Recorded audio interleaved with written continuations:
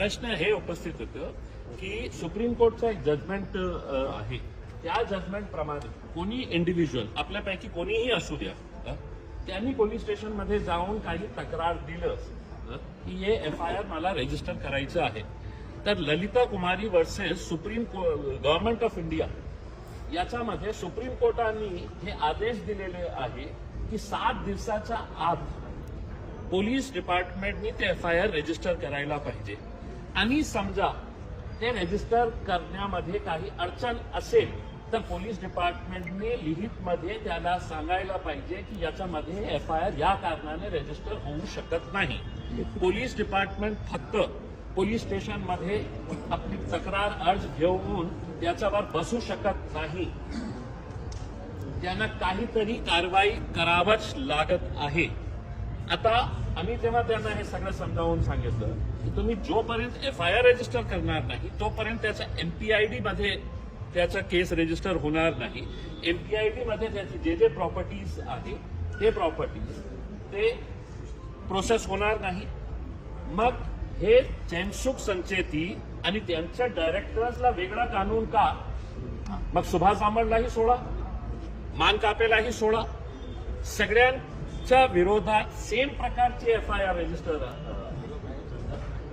Same प्रकारचं कसाही पैसे कसे बुडवले होते, कशा पैसे खाल्ले होते आणि कशा पैसे डायव्हर्ट केले होते सगळं. मग सुभाष आंबडला वेगळा कायदा, आदर्शच्या मानकापेसाठी वेगळा कायदा, आणि हे फक्त सत्तेमध्ये आहे, ते सत्तेचे आमदार आहे म्हणून पोलिसांवर दबाव आहे हे मलाही माहित आहे आणि पोलिसांनाही माहित आहे. याच्यामध्ये काही हे नाही आहे की कशा प्रकारचा दबाव पोलीस डिपार्टमेंटवर आहे, ते सगळं माहित आहे आणि मी बोलूनही दाखवलं की मला माहित आहे. आता तुम्ही हे सांगत असेल की आम्ही जाऊन तिथे RBI मध्ये जाऊ, कोणत्या सामान्य माणसाला RBI प्रवेश देणार आहात? तुम्ही आम्हाला हे सांगत आहे की बुलढाणामध्ये FIR रजिस्टर झालेली आहे, तुम्ही बुलढाणामध्ये जाऊन या लोकांना खाण्यापिण्याचे वांदे लागलेले आहे, किती वेळा ते बुलढाणामध्ये जाऊन चक्रा मारणार? आणि अनेक असे प्रकरण आहेत की देशामध्ये वेगवेगळ्या ठिकाणी FIR रजिस्टर होतात अगर फायनान्शियल फ्रॉड झालेला असेल. मग ते निर्णय घेतात की इतके 100 FIRs वेगवेगळ्या शहरामध्ये रजिस्टर झालेले आहेत, केस क्राईम एकच आहे, तर ते क्लब करता येईल. आम्ही विनंती केली पोलीस कमिशनर साहेबांना की तुम्ही FIR रजिस्टर करा आणि पाठवून द्या बुलढाणाला. आम्ही बुलढाणाला जाऊन आम्ही त्याचा पाठपुरावा करतो. मग जेव्हा FIRच रजिस्टर होत नाही, मग तुम्ही समजून घ्या की कशा प्रकारचा प्रेशर पोलीस डिपार्टमेंटवर आहे. मग आपल्या हातात काय आहे? आपल्या हातात हे आहे की समजा त्यांनी याच्यामध्ये काहीही अडचण आणली FIR रजिस्टर करण्यामध्ये, त्यांनी आम्हाला विनंती केली आणि आपण पहिल्यांदा पोलीस कमिशनर साहेबांकडे गेलो होतो. मला त्यांनी खूप सहकार्य केले होते आदर्शच्या संदर्भात. आपण पहिल्यांदा त्यांच्याकडे गेलो. आम्ही त्यांना हे FIR ची कॉपी पण दाखवली की साहेब हे लोकांचे कष्टाचे पैसे जेव्हा ते परत घेण्यासाठी बँकेमध्ये गेलं तर 353 कलम त्यांच्यावर लावण्यात येतं. सरकारी डिपार्टमेंट आहे ते? सरकारी डिपार्टमेंट आहे का? प्रायव्हेट बँक आहे. कंप्लेंट करायला पाहिजे होती तर पोलीस डिपार्टमेंटचे सरकारी कर्मचारी आहे की इथे त्यांनी गोंधळ घातलेले आहे. पण सरकारी ऑफिस नसताना सिटीच्या पोलिसांनी कोणत्या आधारावर 353 दाखल केलेले आहे? म्हणजे याचा अर्थ हे आहे की तुम्ही कसल्याही प्रकारचं आंदोलन करू नका, कसल्याही प्रकारचा विरोध करू नका, नाहीतर तुमच्यावर असा केसेस लागणार आहेत. म्हणून तर तुमचे इतके मोठे ठेवीदार आहे, आज लोक पुढे यायला तयार का नाही आहे? त्यांना काय त्याच्यामध्ये दिसतं की नाही इम्तियाज जलील कशाला जायचं? मग तुम्ही या पुढे, मी तुमच्या मागे राहतो. दुसरे जे लोक आहे, लोकप्रतिनिधी आपल्या शहरामध्ये किती आहे ते सगळ्यांना हे लोक दिसत नाही आहेत की एकदा त्यांच्या बाबतीत तुम्ही या, मी तुमच्या मागे राहतो.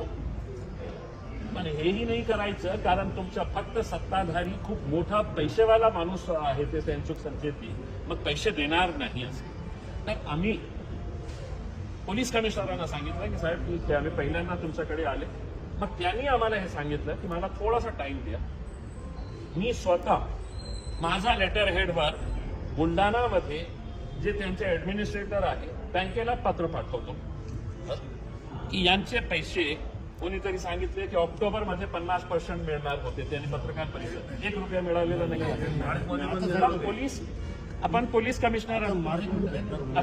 कमिशनरांना आपण एक 4 दिवसाचा टाइम देऊ की तुम्ही पत्र जे पाठवणार आहे त्याचं प्रत आम्हालाही द्या, त्याचा पाठपुरावा मी स्वतः आणि आपण सगळं एकदा बुलढाण्याला जाऊन येऊ, मलकापूरला बघू किती मोठे मोठे लोक आहेत तिथे. गोरगरिबांपेक्षा कोणीही मोठं नाही आहे. हे देश गोरगरिबांमुळे चालतं, असे टेनसुख संचेती सारखे आणि पोलीस डिपार्टमेंटमध्ये असे लोक खूप कमी आहेत. आपण आपली ताकद दाखवली. आणि एक दुसरा सगळ्यात मोठा आपल्याकडे जे हत्यार आहे, आता सगळ्या ठेवीदारांनी उद्याच्या उद्या आपल्या जे पोलीस स्टेशन्स आहेत त्या पोलीस स्टेशनमध्ये जाऊन आपल्या स्वतःची तक्रार नोंदवा. काय तक्रार की मी इतके पैसे जमा केले होते, या बँकेमध्ये जमा केले होते आणि मला पैसा ते मिळत नाही, ते बँक मला हे करेल, त्या बाबतीत तुम्ही FIR रजिस्टर करा. फक्त तुम्हाला ते करणार नाही, फक्त तुम्ही हे करा. उद्या का म्हणतो मी की 4 दिवस पोलीस कमिशनरला आपण देऊ पत्र लिहिण्यासाठी. आणि हे ललिता कुमारीचा जे केस आहे ज्याच्यामध्ये सुप्रीम कोर्टाने सांगितलेले आहे की 7 दिवसाच्या आतमध्ये पोलिसांनी आपल्या तक्रारच्या बाबतीत FIR रजिस्टर करायला पाहिजे. तर आपण समजा 100 लोकांनी ते तक्रार दिले पोलीस स्टेशन्सला की आम्ही ठेवीदार आहे, तुम्ही आमच्या फक्त तक्रार घ्या, FIR करायचं नाही करायचं ते इम्तियाज जलील करून आणतील. तर हे तक्रार तुम्ही दिली सगळ्यांनी, तर आपल्याकडे ते सगळं तक्रार आपण घेऊन मी सुप्रीम कोर्टाचा एक मोठा लॉयर लावू. सुप्रीम कोर्टाचा लॉयर लावून आपण सुप्रीम कोर्टामध्ये जाऊ की साहेब तुमचा Lalita Kumari versus government of महाराष्ट्राचं जे जजमेंट आहे, 100 पानाचं जे जजमेंट आहे, त्या जजमेंट प्रमाणे हे पोलीस इकडची FIR रजिस्टर करत नाही. मग बघा ते कशा FIR रजिस्टर करतात. तर आपण इतकं 2 वर्ष थांबलेले आहे. मला असं वाटतं की जितके ठेवीदार आहेत त्यांच्यामध्ये विश्वास निर्माण करा की आपण लढाई आपली सही रीतीने आपण लढलो तर तुमचे पैसे मिळणार. 200 ठेवीदार आहे आणि फक्त 50 लोकांना हे सांगण्यात येईल की नाही तुम्ही जाओ तुम लढो करके. तर पैसे जेव्हा मिळतील आम्ही हे मागणी करू की जे लोक आंदोलन करत आहेत, जे लोक पोलीस कमिशनरमध्ये येत आहे, जे लोक जेव्हा आपल्याला आंदोलन करायची वेळ येणार आहे तर त्यावेळी सुद्धा पैसे जेव्हा मिळतील तर हेच लोकांना पहिले मिळतील. तुम्ही घरात बसा आणि दुसरा तुमची तयारी ठेवा.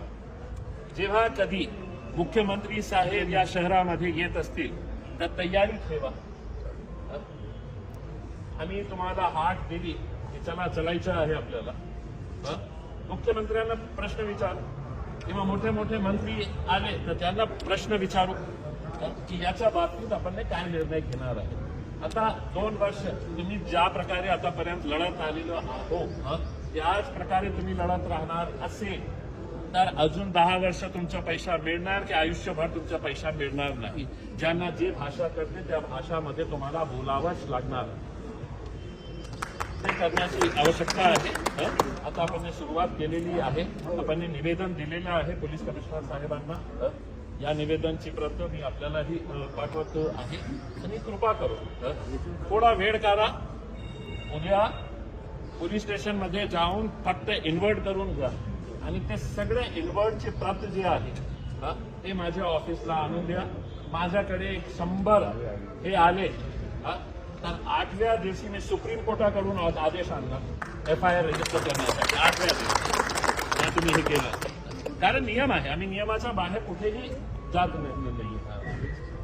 आणि मला आदर्शमुळे इतकं मी लॉयर झालेला आहे, इतकं या लोकांनी मला शिकवलेले आहे. पण अशा इतना अंधा राज नहीं हो सकता है. इतना अंधा राज नहीं हो सकता है. सिर्फ गरीब है हमारे को अंदर आने नहीं दे रहे हैं तो हम कुछ भी करेंगे करके. अगर गरीबों की ताकत ही देखने का है तो फिर हम वो ताकत भी दिखाने के लिए तैयार हैं. रोड पे अगर आना है तो हम रोड के ऊपर भी आने के लिए तैयार है, लड़ने के लिए भी तैयार है. उसमें बशर्ते तकलीफ आपको हुई है आप बोलेंगे कि घर पे बैठो, मैं घर पे बैठे रहूंगा और इम्तियाज जलील लड़ेगा, तो ऐसा नहीं है। मैं आपके कंधे से कंधा लगाकर साथ में खड़े रहूंगा, आप लोगों को भी लड़ने के लिए निकलना पड़ेगा। ठीक है, खूब खूब धन्यवाद।